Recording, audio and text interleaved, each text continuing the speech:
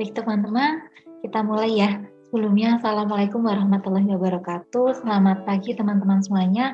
Salam sejahtera bagi kita semuanya. Sebelumnya, perkenalkan kami dari kelompok 13 yang beranggotakan saya Dian Amaliana, Vera Oktavia Wahyuningrum, dan Meliana Nurantika Rahma. Pada kesempatan kali ini kami akan mempresentasikan materi mengenai aliran RATEX dan unsur-unsur ekspektasi dalam perekonomian.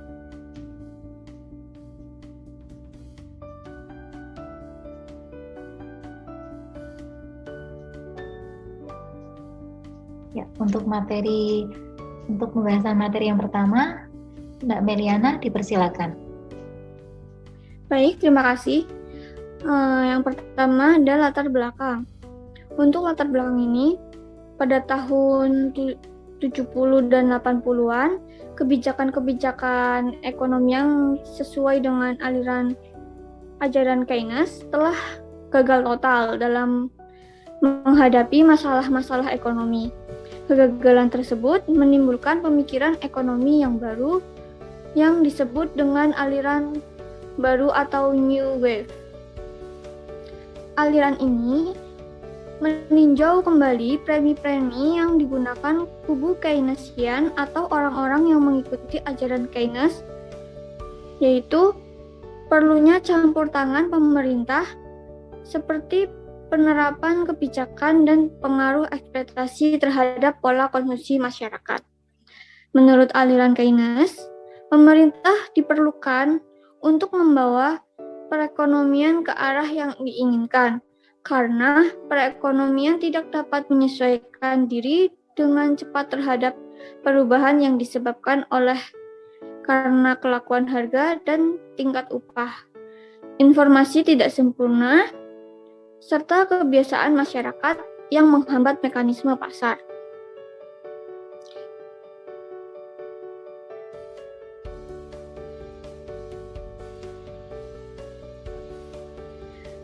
Lalu untuk pembahasannya, para pakar RATEX berpendapat bahwa tidak ada peluang kebijakan fiskal maupun moneter untuk menstabilkan perekonomian. Menurut aliran RATEX, masalah-masalah atau peristiwa ekonomi terjadi karena kesalahan dalam memperkirakan peristiwa ekonomi pada masa yang akan datang. Kesalahan tersebut tidak terjadi secara sistematis, melainkan secara acak atau random. RATEX juga mengkritik teori Keynes tentang pembentukan harga ekspektasi didasarkan pada perilaku masa lalu.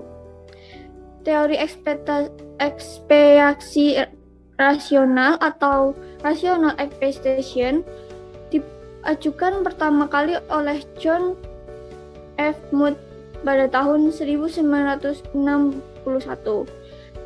Pada tulisannya yang berjudul Rational Expectations and the Theory of Price Movement, teori ini kemudian dikembangkan oleh Robert E. Lucas Jr. untuk memodelkan bagaimana agen ekonomi melakukan peramalan di masa yang akan datang.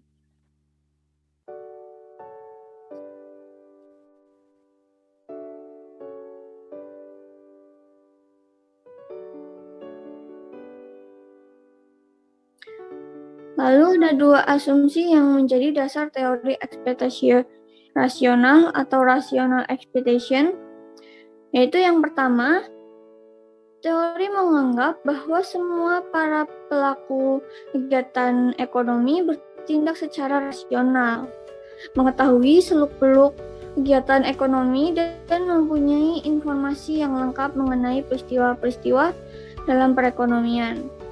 Keadaan yang berlaku di masa depan dapat diramalkan. Selanjutnya, dengan pemikiran rasional dapat menentukan reaksi terbaik terhadap perubahan yang diramalkan akan berlaku. Lalu yang kedua, adalah semua jenis pasar beroperasi secara efisien dan dapat dengan cepat membuat penyesuaian-penyesuaian ke arah berubah yang berlaku. Asumsi ini sesuai dengan pendapat ahli-ahli ekonomi klasik dan merupakan salah satu alasan yang menyebabkan teori ini dinamakan New Classic of Economics. Menurut asumsi kedua, tingkah harga dan tingkah upah dapat dengan mudah mengalami perubahan. Kekurangan penawaran barang akan menaikkan harga dan kelebihan penawaran mengakibatkan harga turun. Nah, yang selanjutnya akan dijelaskan oleh Dian Amalia.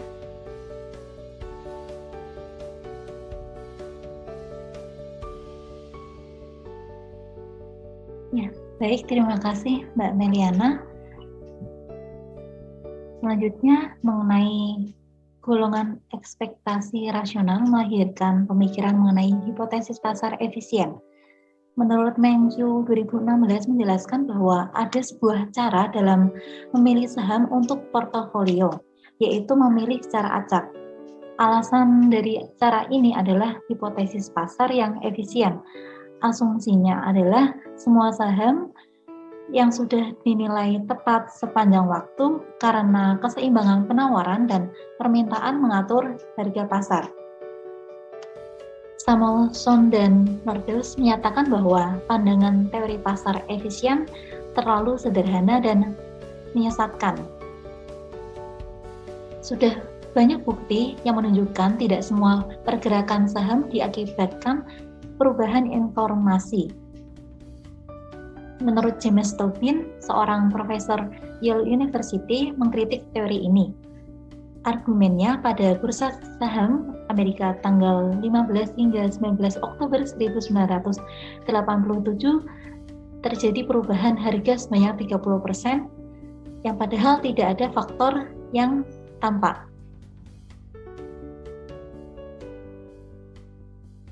Selanjutnya, aliran pemikiran ekonomi baru yang disebut aliran gelombang baru atau New Wave berupa satu, pandangan aliran gelombang baru yang menganggap tidak ada hubungan khusus antara variabel output, kesempatan kerja, dan inflasi, karena tidak ada trade-off di antara variabel tersebut. Pakar-pakar Ratex berpendapat bahwa tidak ada peluang kebijaksanaan fiskal maupun moneter untuk menstabilkan perekonomian. 2. Bagi aliran Ratex, deviasi dari keadaan kesempatan kerja penuh hanya terjadi karena adanya kesalahan dalam memperkirakan peristiwa-peristiwa ekonomi, seperti tingkat harga, upah, dan inflasi pada masa yang akan datang. Yang ketiga, dalam perekonomian yang sudah stabil, pelaksanaan suatu kebijaksanaan ekonomi justru bisa mengganggu perekonomian itu sendiri. Hipotesis Keynes tentang fungsi konsumsi, di mana C sama dengan F dikali Y, ini ditolak. Hal ini disebabkan oleh tingkat konsumsi dengan simbol C ini tidak hanya ditentukan oleh pendapatan Y sekarang atau pendapatan masa lalu, melainkan juga dipengaruhi oleh perkiraan, ekspektasi mereka di masa yang akan datang. Berbagai model yang dikembangkan didasarkan pada ekspektasi rasional. Aliran gelombang baru ini disebut dengan aliran ekspektasi rasional atau Ratex.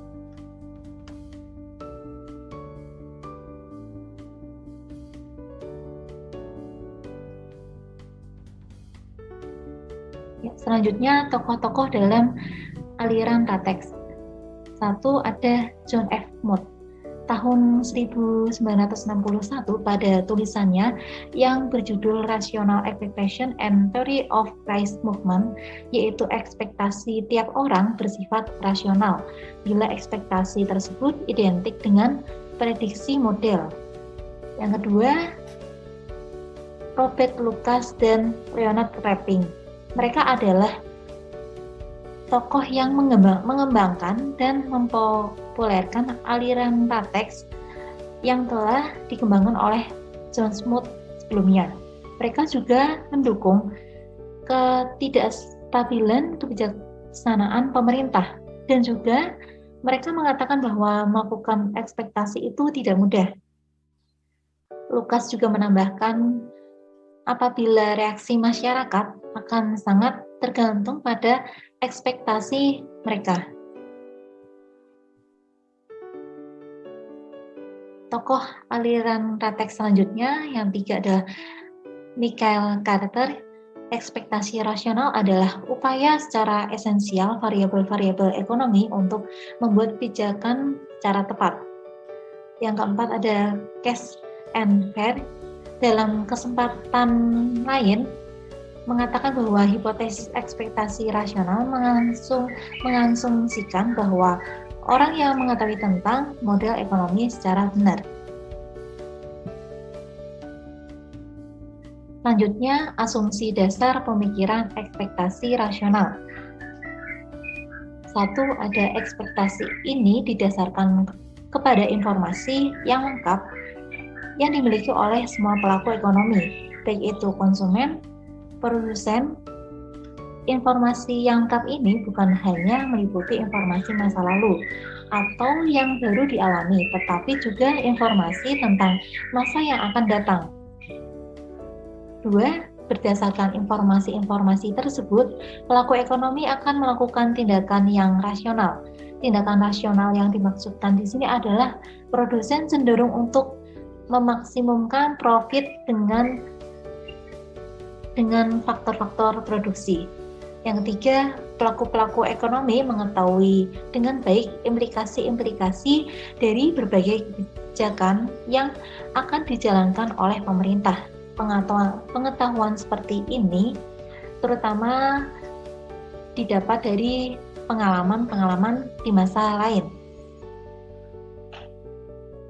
Dalam kesempatan lain, Cash and Fair ini mengatakan bahwa hipotesis ekspektasi rasional mengasumsikan bahwa orang mengetahui tentang model ekonomi secara benar.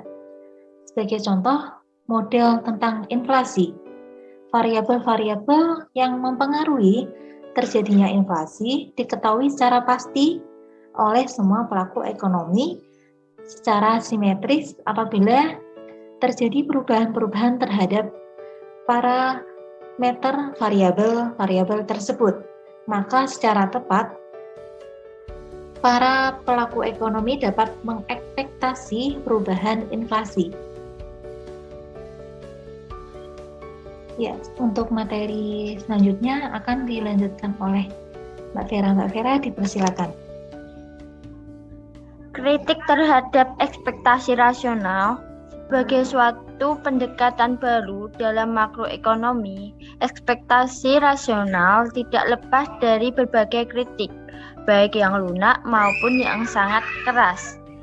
Kerr mengatakan bahwa pertanyaan kunci yang berkenaan dengan ekspektasi rasional ini adalah seberapa realistisnya asumsi yang dibangun dari model ekspektasi rasional.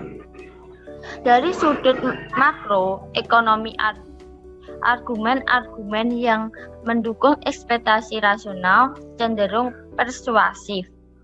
Ekspektasi rasional terlalu menuntut rumah tangga dan perusahaan mengetahui berbagai informasi terlalu banyak, tidak realistis untuk menganggap unit pengambilan keputusan dasar. Untuk mengetahui informasi sebanyak yang dituntut, orang harus mengetahui model yang benar atau sekurang-kurangnya pemikiran yang baik tentang model yang benar.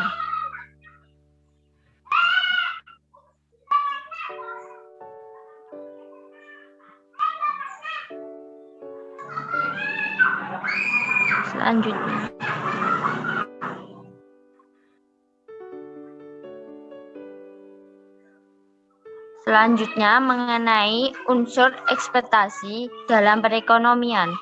Unsur ekspektasi memegang peran penting dalam penentuan aktivitas ekonomi. Karena adanya unsur ekspektasi dari pelaku-pelaku ekonomi, maka Robert Lucas dan Leonard Rabin mendukung sifat netral uang dan ketidakaktifan kebijaksanaan pemerintah sebagaimana yang pernah dilansir oleh Milton Friedman dari aliran monetaris. Ekspektasi atau ramalan tentang masa depan dibuat berdasarkan segala informasi yang ada padanya, apakah itu dari informasi pasar, kebijakan pemerintah, perkembangan internasional, dan sebagainya. Dalam hal ini, pakar-pakar Ratek mengakui bahwa untuk memasuki faktor ekspektasi tentang masa depan memang tidak mudah, akan tetapi dengan semakin banyaknya informasi dan semakin canggihnya teknik dan sarana analisis, makin mudahnya menyusun ekspektasi tersebut. Setelah ekspektasi disusun, maka unit-unit ekonomi akan menggunakan informasi yang mereka peroleh untuk mengantisipasi setiap perubahan kebijakan demi menyelamatkan kepentingan mereka masing-masing. Dalam hal ini tidak mudah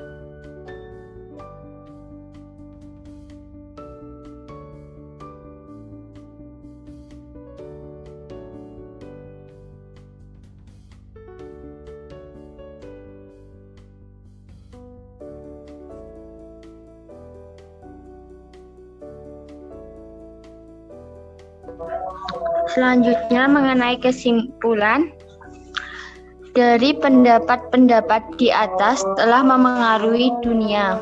Namun masih ada penelitian lebih lanjut karena kebijakan moneter yang memengaruhi output masih terbukti jelas dan bersifat fleksibel.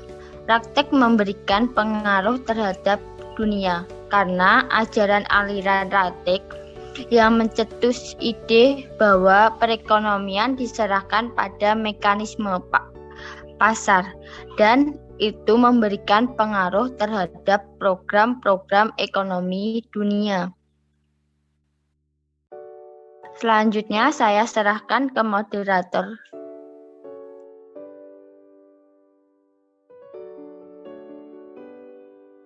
Ya, baik, terima kasih pemaparan materinya dari Mbak Meli maupun Mbak Vera. Terima kasih. Untuk selanjutnya kita masuk di sesi diskusi ya teman-teman. Untuk sesi diskusi kita lanjutkan pada kolom komentar video YouTube kelompok kami ya, kelompok 13. Bagi teman-teman yang ingin mengajukan pertanyaan untuk kelompok kami mengenai materi aliran Ratek, kami berikan kesempatan untuk teman-teman untuk bertanya ya, untuk 3 penanya. Teman-teman yang ingin bertanya dapat melampirkan pertanyaan di kolom komentar ya, serta dapat melampirkan nama dan NIM. Terima kasih.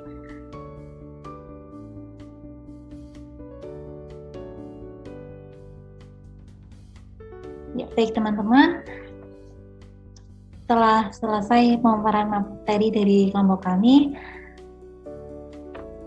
dan telah berakhir, terima kasih atas perhatiannya teman-teman. Mohon maaf apabila dari kelompok kami ada kesalahan dalam menyampaikan materi. Kami mohon maaf. Terima kasih. Wabillahi taufiq wal hidayah. Wassalamualaikum warahmatullahi wabarakatuh.